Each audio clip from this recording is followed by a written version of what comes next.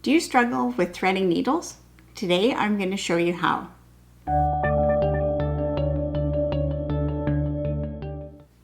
The method is the same whether you're sewing and threading regular thread or you're doing embroidery and you're threading floss or some other embroidery thread.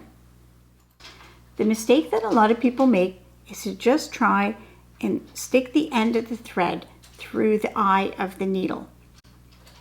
The trick is to fold the thread over the needle, pull the needle out so you have the little end pinched in your fingers. Then you can move the eye of the needle over the thread and it comes through. It's the same method if you're using a sharp needle and sewing thread. Now, if you have vision problems, you can always use a needle threader, and this will make it easier. The way it works is you take the loop of the needle threader and put it through the eye. Then you can put the thread through the large loop of the threader, then pull it through. Then remove the threader, and there you go. The thread is on the needle.